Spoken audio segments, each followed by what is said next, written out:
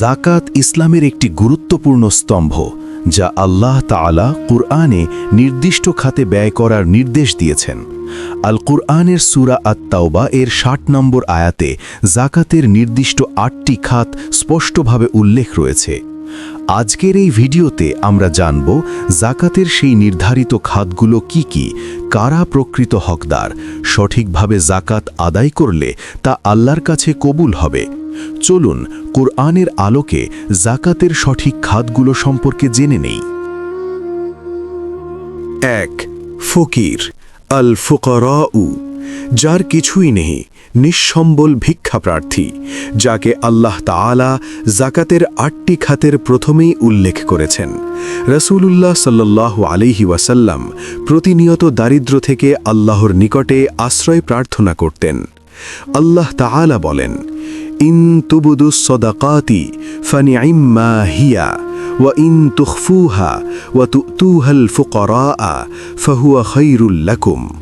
অর্থ, তোমরা যদি প্রকাশ্যে সদাকাহ প্রদান করো তবে উহা ভালো, আর যদি তা গোপনে করো এবং দরিদ্রদেরকে দাও তা তোমাদের জন্য আরও ভালো।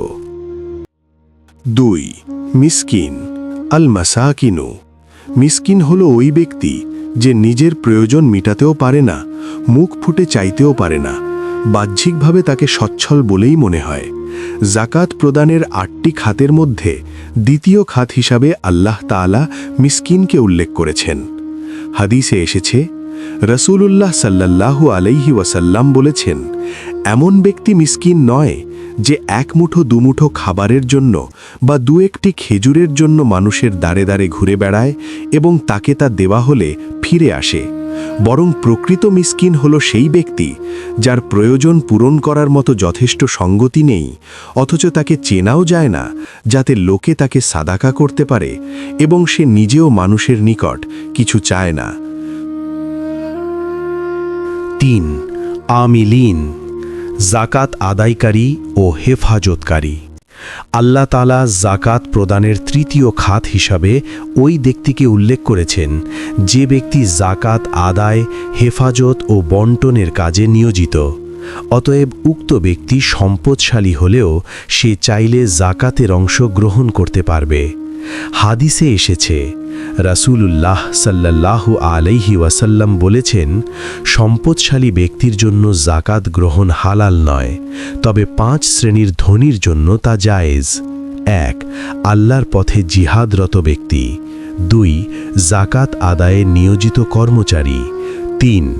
ঋণগ্রস্ত ব্যক্তি। ৪. যে ব্যক্তি জাকাতের মাল নিজ মাল দ্বারা ক্রয় করেছে। এবং ৫. মিসকিন প্রতিবেশী তার প্রাপ্ত জাকাত থেকে ধনী ব্যক্তিকে উপঢৌকন দিয়েছে। সুনানে আবু দাউদ, হাদিস নম্বর ১৬৩৫। ৪. মুআল্লাফাতুল কুলুব, ইসলামের প্রতি আকৃষ্ট করার জন্য কোনো অমুসলিমকে জাকাত প্রদান করা।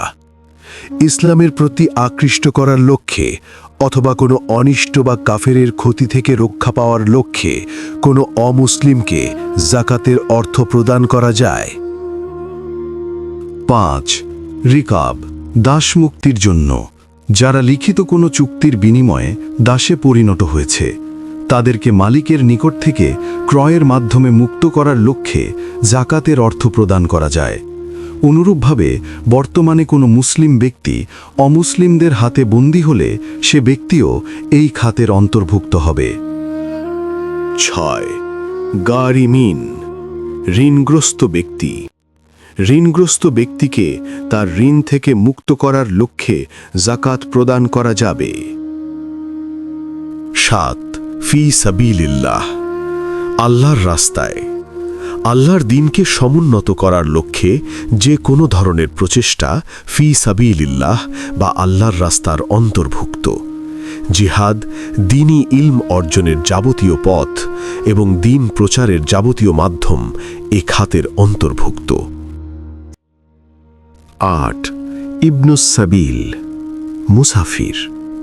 সফরে গিয়ে যার পাথেয় শেষ হয়ে গেছে, সে ব্যক্তিকে জাকাতের অর্থ প্রদান করে বাড়ি পর্যন্ত পৌঁছানোর ব্যবস্থা করতে জাকাতের অর্থ দান করা যাবে। এক্ষেত্রে উক্ত মুসাফির সম্পদশালী হলেও তাকে জাকাত প্রদান করা যাবে।